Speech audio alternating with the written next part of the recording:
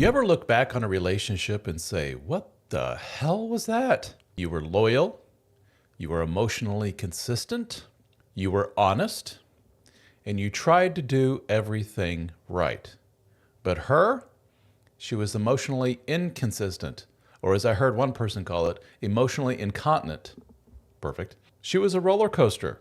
One minute she's crying, the next minute she's all over you sexually, the next minute she is avoiding you. She's accusing you of wrongdoing, stuff that you would never conceive of doing, because you are very honest and you pride yourself on your morals and doing the right thing. But she insists that no, you did things wrong. She's sure of it. And she ghosts you and she ignores you for days on end. If you are a neurodivergent man, more specifically an autistic man, whether diagnosed or not, this is something that is probably very familiar to you. And you have asked yourself, why does this keep happening to me? Autistic men, those who do not have a lot of relationship experience, they don't have a lot of role models for how to properly navigate the relationship waters, the turbulent relationship waters, tend to attract a certain type of woman. She is emotionally volatile and deeply insecure, and also manipulative. But this manipulation can be disguised as passion. And she also has traits of what is known as borderline personality disorder, a disorder that falls under the category of a cluster B personality disorder.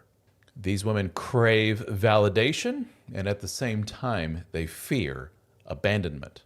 And they latch on to anyone that gives them a steady, grounded energy. And guess what autistic men bring to the table? Consistency, honesty, loyalty, and a calming presence. Autistic men don't play games, and they take people at their word. And they are often very forgiving, but to a fault. They tend to overlook a lot of those red flags that leave the rest more neurotypical men to run for the hills.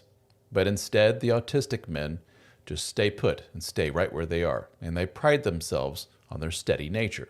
The autistic man's demeanor is catnip to someone who is addicted to emotional chaos and has intense fear of being alone. Here is how these relationships typically go down in the beginning, how the trap is set, so to speak. The autistic man meets the, let's say, borderline gal, and the passion up front is extremely intense. The autistic man has never felt so seen, and so heard, and so validated. She love bombs the man with attention, vulnerability, affection, and yes, sex. And the autistic man thinks, finally, somebody who gets me. But then the cracks start to show on the surface, don't they? She becomes very, very jealous over the smallest things. And she accuses you of not caring. She accuses you of abuse. She starts crying during very little innocuous disagreements. And because you're trying to be a good partner to her, you look inward. And a lot of you know that you are in fact neurodivergent or autistic. And you say, well, this just must be another example of my autism getting in the way of connecting with a very real, neurotypical person. This is how relationships must be. And so you do the dance of just walking on eggshells. You bend over backwards to keep the relationship going. You become the fixer. And what started out in your mind as love now becomes emotional blackmail. So why do these men stay in these relationships? Well, number one, as an autistic man, relationships don't come easy, and they certainly don't stick around very long. So these men feel lucky to be in a relationship, especially when the early stages of the relationship were so validating and, yes, so sexual. So the man is very reluctant to start all over. He doesn't think he's ever going to see any of that again. These men also confuse emotional intensity for love. If you're feeling these, really big swings, these big highs, these ups and downs, then that must mean that this is something real, right?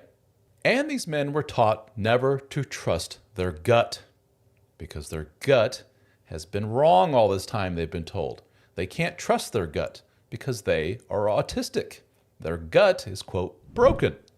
So when someone turns the blame back on them, they believe it. And this dynamic creates a cycle of abuse, which has been disguised as a passionate love story.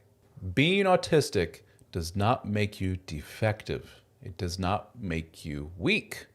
It does not mean that you are destined to become somebody's emotional punching bag. It means that you need clarity and you need structure and you need emotional safety in your relationship, not chaos. So what can you do? Number one, slow things down. Chaos thrives in speed.